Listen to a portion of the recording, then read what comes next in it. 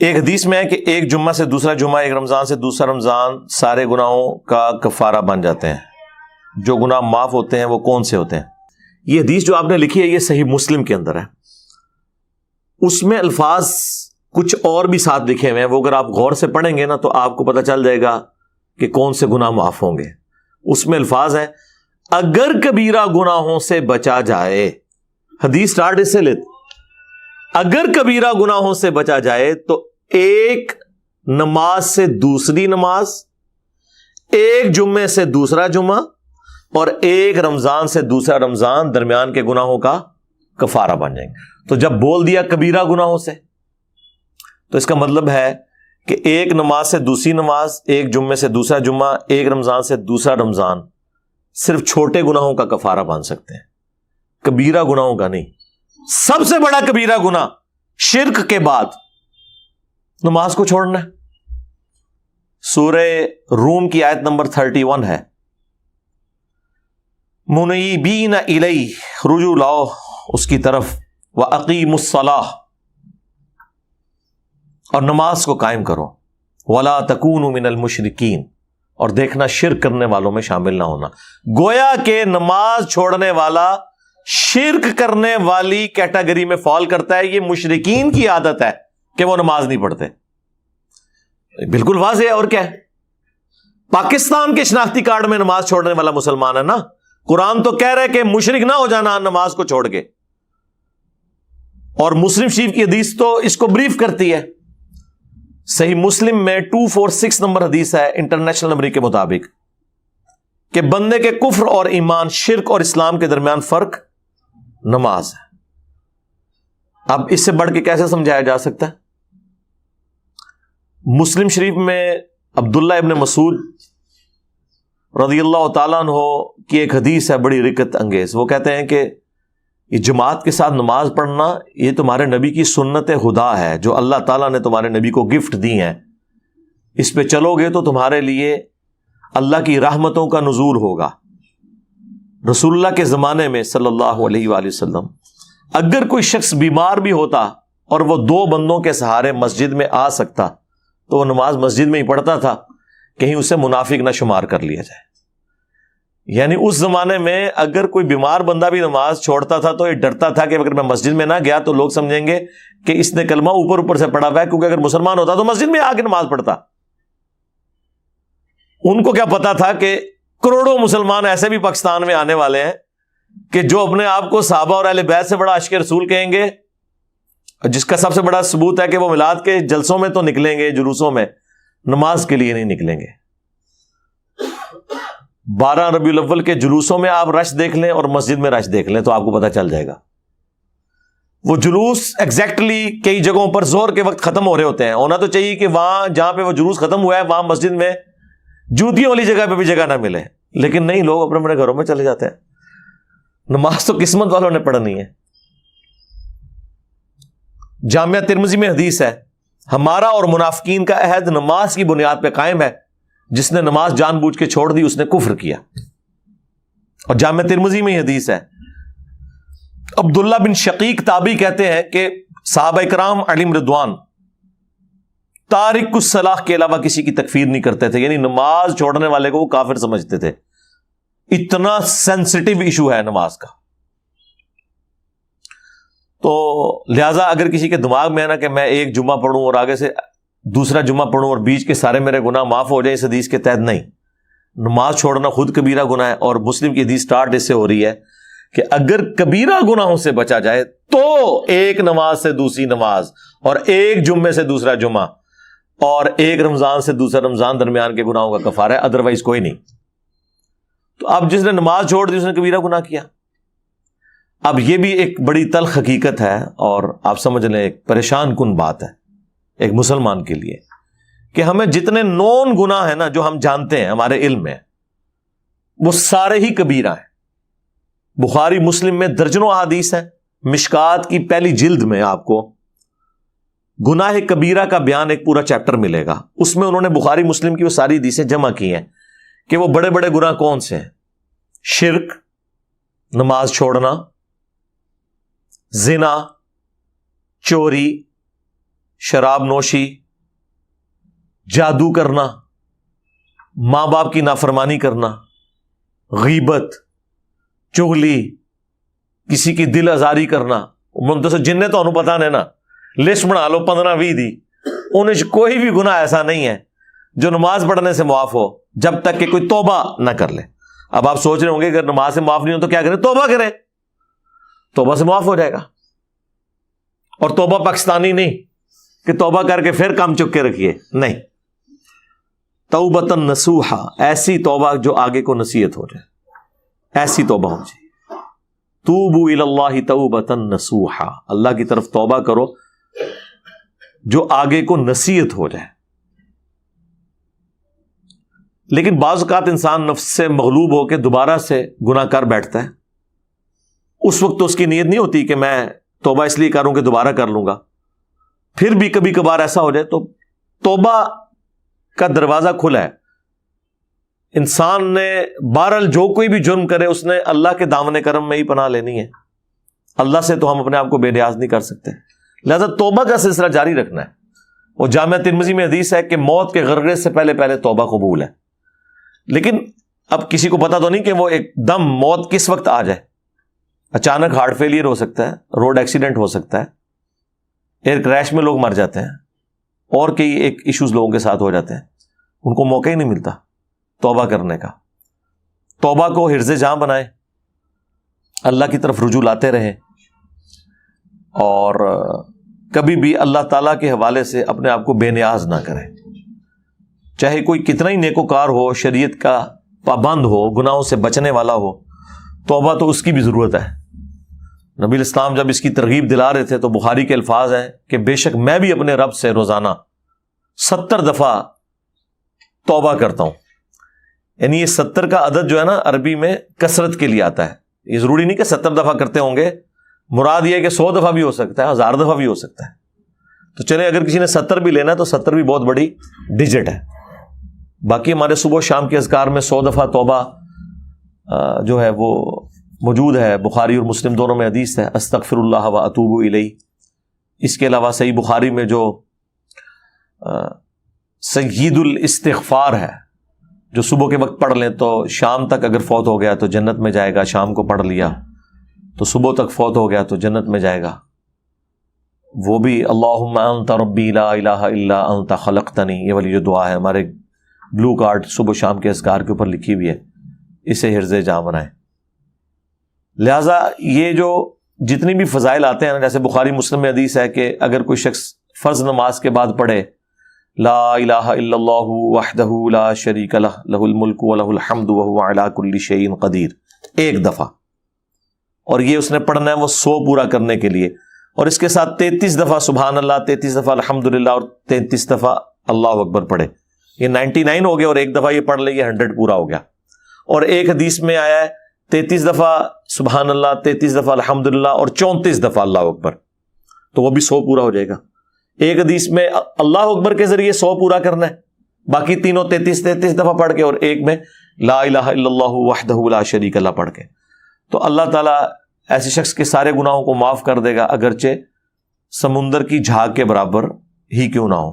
لیکن یہاں بھی مراد صغیرہ گناہ ہے، جو کبیرہ گناہ ہے. مثلا صغیرہ گناہ آپ سوچ سکتے ہیں کہ مثلا بد نگاہی ہو گئی کسی سے، جان بوجھ کے نہیں کی، لیکن وہ اس سے ان انٹینشنلی کوئی معاملہ ہو گیا. جو صحیح مسلم میں حدیث ہے کہ میرے رب نے مجھے حکم دیا ہے کہ اگر میری نگاہ یوں پڑ جائے تو میں فوراً اسے ہٹا لوں. اس طرح کے معاملات بعض اوقات ہو جاتے ہیں انسان سے. انجانے میں کوئی ایک جملہ ایسا بول دیے جس کی وجہ سے کسی کی دل آزاری ہو گئی ہے، نیت نہیں تھی اور پتہ بھی نہیں چلا اسے. تو یہ اس طرح کے جو معاملات، ایک تو ہے جان بوجھ کے کرنا، وہ تو کبیرہ گناہ ہے. اس طرح کی جو چھوٹی موٹی چیزیں ہیں نا، وہ نیک اعمال سے آٹومیٹکلی گناہ معاف ہو جاتے ہیں. ٹھیک ہے، وہ تو قرآن میں واضح موجود ہے کہ دن کے دونوں کناروں کے اوپر نماز کو قائم رکھو، بے شک نیکیاں گناہوں کو مٹا دیتی ہیں. اور اس کانٹیکسٹ میں بخاری مسلم میں حدیث ہے، اس آیت کو حضور نے تلاوت کیا تھا اس موقع پر، اور مسلم میں ذرا تفصیل کے ساتھ ہے. جب ایک صحابی نے کہا کہ میں نے آج ایک غیر محرم عورت کو گلے لگا لیا راہ چلتے ہوئے کسی گاؤں ایریا میں دور دراز، لیکن میں نے اس کے ساتھ یعنی وہ انٹر کورس والا معاملہ نہیں کیا تو آپ مجھے پاک کر دیں. حضور علیہ السلام تھوڑی دیر خاموش رہے اور پھر یہ آیات نازل ہوئی اللہ کی طرف سے. پھر آپ نے وہ سوال کرنے والے کو بلایا اور آیات تلاوت کی کہ ٹھیک ہے نماز پڑھو اللہ تعالیٰ معاف کرے گا. اب اس کا مطلب یہ نہیں کہ کوئی شخص یونیورسٹیز میں کالجز میں ڈیٹے مارتا رہے اور اینڈ پہ نماز پڑھے اور کہ جی معاف ہو گیا. نہیں, ایک دفعہ ہی واقعہ ہوا ہے. اس پہ اجماع ہے کہ کسی چھوٹے گناہ کو بار بار کرنا یہ خود کبیرہ گناہ ہے. یہ ذہن میں رکھیے گا. ایک ان انٹینشنلی ایک چیز ہوگی وقتی طور پر, ایک پورے پلان کے ساتھ آپ بار بار کرتے ہیں کہ خیر ہے اس میں کیا حرج ہے. تو اس میں بھی اجماع ہے کہ جو چھوٹے گناہ لوگ تصور کیے ہوئے ہوتے ہیں ان کو پوری انٹینشن کے ساتھ بار بار کرنا یہ بھی کبیرہ گناہ ہے. اور یہ توبہ والا بھی جو کنسپٹ ہے نا پاکستان میں, یہ مجھے نہیں سمجھ آتی ہے کون سی توبہ انہوں نے بنائی ہوئی ہے. اللہ تعالیٰ تو جو توبہ کا کنسپٹ بیان کرتا ہے نا وہ تو یہ ہے کہ جو شخص اپنے گناہ کے اوپر شرمندہ ہو, اس کے بعد اللہ کی طرف رجوع لائے اور اپنی اصلاح کر لے تو تب اس کی توبہ قبول ہوگی. یہ سورۃ النساء میں بھی اللہ تعالیٰ نے فرمایا, سورۃ النحل کے اندر تو بڑی شان کے ساتھ بالکل اینڈ پہ جا کے یاد آتی ہیں, پارہ نمبر 14 کے اینڈ کے اوپر جہاں سورہ النحل جو ہے وہ کنکلوڈ ہو رہی ہے. تو آپ کو پتہ چل جائے گا قرآنی توبہ میں اور پاکستانی توبہ میں کیا فرق ہے. زمین آسمان کا فرق ہے سرکار, پتہ نہیں ہمیں کون سا. یہ آیت نمبر ہے 119. ثم ان ربک للذین عملوا السوء بجہالہ, پھر اس کے بعد بے شک تمہارا رب ان لوگوں کے حق میں جو کہ جہالت کی وجہ سے, کمزوری کی وجہ سے گناہ کر بیٹھے, ثم تابوا, پھر اس کے بعد توبہ کر لیں, من بعد ذلک, اس گناہ کے فوراً بعد, واصلحوا, اور اپنی اصلاح کر لیں. یہ اصل چیز ہے. توبہ یہ نہیں ہے کہ ایک کام ہوا تو 100 تسبیح پھیر دی توبہ کی, نہ, اصلاح کریں کہ واقعی نماز چھوڑی تھی اب نہیں چھوڑوں گا, روزے چھوڑے تھے اب نہیں چھوڑوں گا, زکوٰۃ میں میں نے ڈنڈی ماری تھی اب نہیں ماروں گا, کم تولتا تھا اب یہ حرکت نہیں کروں گا. ان ربک من بعدھا لغفور رحیم. دیکھ لیں, شکر ہے عربی اور اردو میں کوئی فرق نہیں, کیونکہ اردو کی ماں عربی ہے. یہ وہ سارے الفاظ ہیں, ان ربک, بے شک تیرا رب, من بعدھا, اس کے بعد, لغفور رحیم, ضرور بخشنے والا مہربان ہے. کس کے بعد؟ توبہ کرے, جہالت میں گناہ کر بیٹھے, توبہ کر لے, اپنی اصلاح کر لے, پھر بعد میں اگر توبہ کرتا ہے نا, یعنی اس کے بعد اللہ کی طرف رجوع لاتا ہے, پھر اللہ تعالیٰ اسے معاف فرمانے والا ہے. لیکن جو شخص پوری انٹینشن کے ساتھ کام چک کے رکھا ہوا ہے جس نے, وہ نہیں سرکار. یہ کتابوں کا خدا ہے میرے بھائی. اللہ تعالیٰ اپنے معاملات میں بہت سینسٹیو ہے اس حوالے سے. اس کا یہ مطلب نہیں کہ کوئی نعوذ باللہ ہمارے گناہ کرنے سے کوئی اللہ کی شان کام ہو جاتی ہے. نہیں, اللہ کو کیا فرق پڑتا ہے, اللہ تو بے پرواہ ہے, اللہ کو تو کوئی فرق نہیں پڑتا. جو کام ڈال رہا ہوتا ہے نا اس کو فرق پڑتا ہے. لیکن چونکہ اللہ کی یہ خواہش ہے اپنے بندوں سے کہ سب کے سب لوگ وقت کے پیغمبر کی پیروی کریں صلی اللہ علیہ وآلہ وسلم, پھر رسول اللہ کی شفاعت کے ساتھ, میری رحمت کے ساتھ جنت میں داخل ہوں. یہ تو اللہ کی اپنے بندے سے ایک ریکوائرمنٹ ہے. اس لیے اللہ تعالیٰ ہمارے ساتھ ہمدردی کر رہا ہوتا ہے کہ بھئی میں تو اپنے روز میں بڑا سخت ہوں, میں نے تو کوئی لحاظ نہیں کرنا, میری تو نہ کسی پیغمبر کے ساتھ کوئی رشتہ داری ہے, نہ کسی فرشتے کے ساتھ, نہ کسی بڑے سے بڑے انسان یا جن کے ساتھ. میں اپنے روز کے اندر بہت اسٹرکٹ ہوں, لہٰذا تم نے اپنے آپ کو سدھار لینا ہے.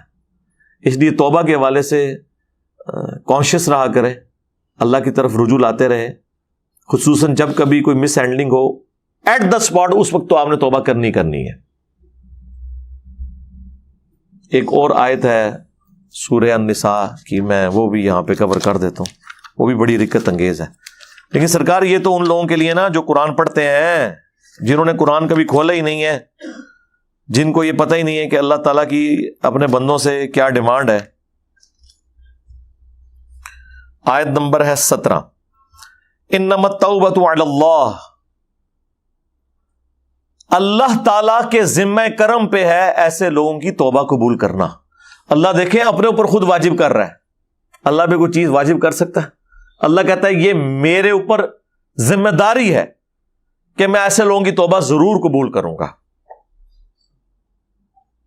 یعملون السوء بجہالہ، جو جہالت کی وجہ سے اگنورنس میں گناہ کر بیٹھے. اچھا قرآن تو جان بوجھ کے گناہ والے معاملے کی طرف جاتے ہی نہیں. قرآن تو کہتا ہے بھول کے کر لیا. ہو اللہ کا بندہ، پیغمبر کا ماننے والا صلی اللہ علیہ وآلہ وسلم، اور اتنی دلیری دکھائے کہ گناہ کر بیٹھے. ثم یتوبون من قریب، پھر فوراً ہی توبہ کر لے. من قریب، ایک قریب اردو میں بھی استعمال ہوتا ہے. فاولئک یتوب اللہ علیہم، تو ایسے لوگ ہیں جن کی طرف اللہ تعالی رجوع فرمائے گا، ان کی توبہ قبول کرے گا. اچھا اللہ کا بھی نام ہے التواب. بندہ بھی توبہ کرتا ہے اور اللہ بھی توبہ کرتا ہے. بندے کی توبہ یہ ہے اللہ کی طرف رجوع لانا گناہ کر کے، اور اللہ کی توبہ یہ ہے کہ اللہ تعالیٰ بندے کی طرف رجوع لاتا ہے کہ اچھا اب آ گیا تو چل تجھے معاف کیا. ہاں، توبہ کا معنی جو ہے وہ ہے رجوع لانا. بندہ اللہ کی طرف لاتا ہے، اللہ بندے کی طرف. وَكَانَ اللَّهُ عَلِيمًا حَكِيمًا، اور اللہ تعالیٰ علم والا، حکمت والا، یعنی اسے پتہ سب کچھ ہے. حکمت ہے کہ ڈھیل دیتا ہے. بخاری مسلم میں حدیث ہے، مسلم میں تو بڑے شان کے ساتھ آئی ہے کہ جو شخص گناہ کرنے کے بعد توبہ کرتا ہے تو اللہ تعالیٰ کو اس بندے سے ایسی خوشی ہوتی ہے جیسا کہ ایسا شخص جو کہ کسی ریگستان میں ہو اور اس کا سارا ساز و سامان ایک اونٹ کے اوپر لدا ہوا ہو. تھوڑی دیر کے لیے آرام کے لیے بیٹھے، آنکھ لگ گئی اور اونٹ غائب. جب اٹھا تو پریشان کہ اب تو موت سامنے ہے، کیونکہ ریگستان میں تو نہ پانی نہ کھانا. کئی ہفتے تک اونٹ تو سفر کر لیتا ہے کیونکہ اس نے پانی سٹور کیا ہوتا ہے اندر، اللہ نے اس کو بنایا ایسا ہے. انسان تو مر جائے گا بغیر پانی کے. اب وہ بیٹھ کے موت کا انتظار کرنا شروع کر دے اور اچانک اس کے سامنے اس کی سواری آ جائے، یعنی اسے نئی زندگی مل جائے، اور وہ اتنا خوش ہو کہ اس کی زبان لڑکھڑا جائے خوشی کی وجہ سے. کہنا تو اس نے یہ ہو کہ اے اللہ میں تیرا بندہ تو میرا رب، لیکن زبان لڑکھڑا جائے، تیزی میں وہ کہے کہ اے اللہ تو میرا بندہ میں تیرا رب، من شدت الفرح. یہ نہیں ہے کہ اس سے کچھ چیز رسول اللہ یا شریع رسول اللہ ثابت ہو رہا ہے، وہ ثابت کرتے رہے. اللہ دے وہ بندے ہو ماموں پارٹی تو آڈے لوگوں نے پوری انٹینشنل پڑھایا، آج تک چھاپ رہے ہیں، ڈیفینڈ کر رہے ہیں اس کا اور اس بندے کا جس کی زبان لڑکھڑا گئی. اس کے ساتھ کیا لینا دینا ہے؟ ڈنگروں والی زندگی گزار رہے ہو تم لوگ. اس طرح کی حدیثوں سے رزلٹ کچھ اور نکلتے تھے، اور طرف چل پڑتے ہیں، اپنے بابوں کے کپڑے اترے ہوئے ان کی بزرگی ثابت کرنا شروع کر دیتے ہیں. بہرحال تو نبی اسلام فرمایا اصل میں اللہ کے نبی اسلام وہ اللہ کی خوشی کے اظہار کو اس طریقے سے پریزنٹ کر رہے تھے. اس میں سے یہ نکالنا تھا، اس میں سے بابوں کی گستاخانہ عبارتوں کا دفاع نہیں نکالنا تھا. تو ایسی خوشی اللہ تعالیٰ کو ہوتی ہے.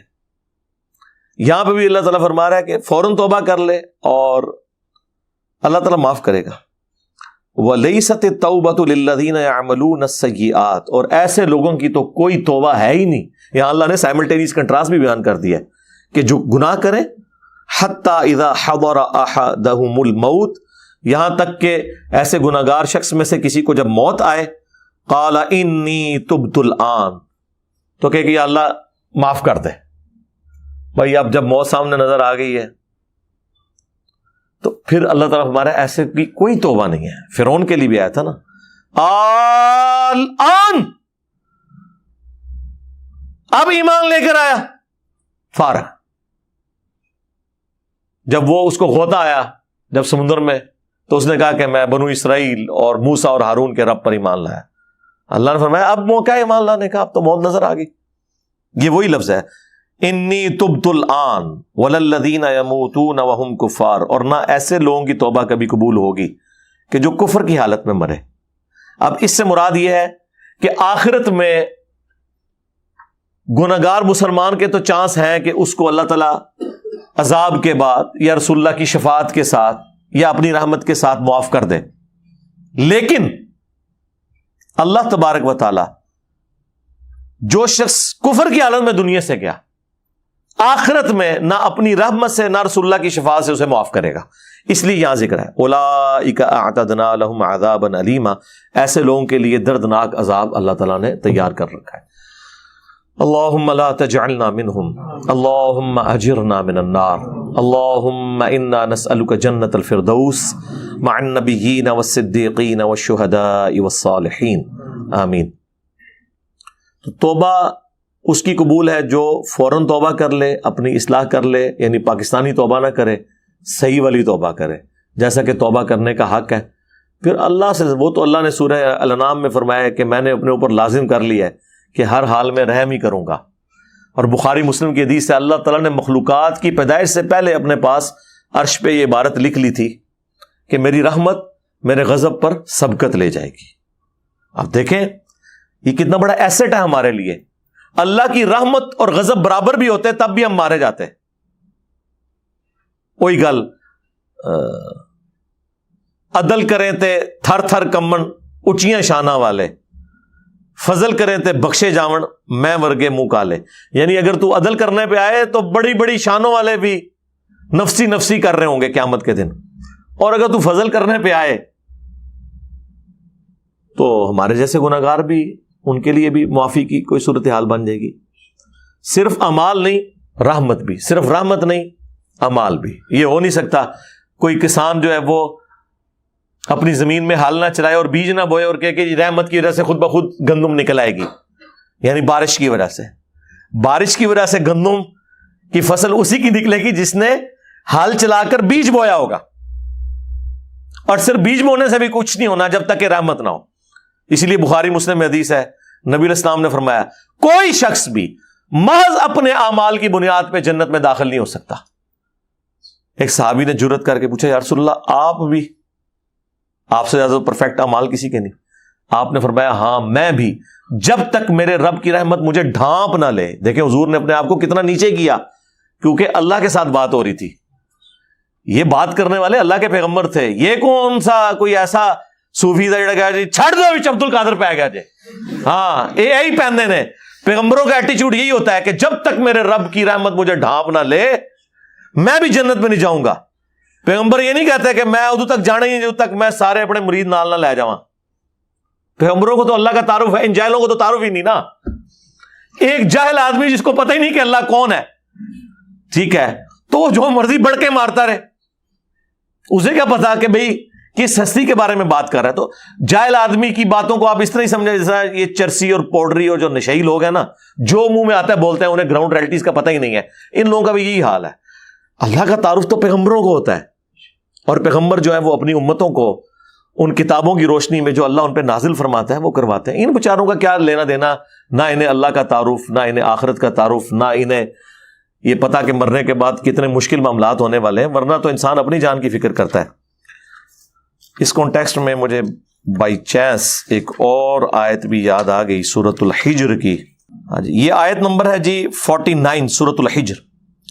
نبئ عبادی انی انا الغفور الرحیم، اے نبی میرے بندوں کو خبر دے دو، خبر دے دو انہیں کہ بے شک میں بخشنے والا، رحم فرمانے والا ہوں بہت زیادہ۔ وَأَنَّ عَذَابِي هُوَ الْعَذَابُ الْأَلِيمُ، لیکن میرا جو عذاب ہے نا وہ بھی بہت دردناک ہے۔ تصویر کا ایک رخ نہیں بیان ہوا، یہاں پہ کہتے ہیں جو اللہ بڑا غفور رحیم ہے، اور اس کا مطلب یہ نکالتے ہیں کہ کام چک کے رکھو، جو کچھ بھی ہے تیرے محبوب کی امت سے ہے۔ نہیں، قرآن میں اللہ کا غفور رحیم ہونا اس بندے کے حق میں ہے جو اللہ کی طرف رجوع لے آئے گناہ کرنے کے بعد۔ جو باغی ہے نا اس کے لیے پورے قرآن میں کوئی آیت موجود نہیں ایسی کہ کام چک کے رکھو تو میں معاف کر دوں گا۔ سورہ زمر میں آیا کہ اے نبی علیہ السلام جنہوں نے اپنی جانوں پر ظلم کیا، میرے ان بندوں کو خبر دے دو کہ اللہ کی رحمت سے نا امید نہ ہو، لا تقنطوا من رحمت اللہ، بے شک اللہ تعالیٰ سارے گناہوں کو معاف کر دے گا۔ لیکن یہ ان لوگوں کے لیے ہے کہ جو رجوع لانا چاہیں، یہ نہیں ہے کہ وہ دنیا بھی اپنی مرضی کی گزاریں اور آخرت بھی اپنی مرضی کی۔ نہ سرکار، دنیا اگر اپنی مرضی کی گزاریں گے پھر آخرت اللہ کی مرضی کی ہوگی، اور اگر دنیا آپ نے اللہ اور اس کے محبوب صلی اللہ علیہ وآلہ وسلم کی مرضی کی گزاری پھر آخرت آپ کی مرضی کی ہوگی۔ ہاں، پھر آپ کو اللہ تعالیٰ جنت میں وہ مقام دے گا کہ جو خواہش کریں گے وہ چیز ہو جائے گی، لیکن اس کے لیے شرط یہ ہے کہ دنیا آپ نے اللہ کی مرضی کی گزارنی ہے۔ اللہم انا نسألک جنت الفردوس مع النبیین والصدیقین والشہداء والصالحین آمین۔ استغفر اللہ الذی لا الہ الا ہو الحی القیوم واتوب الیہ. آمین.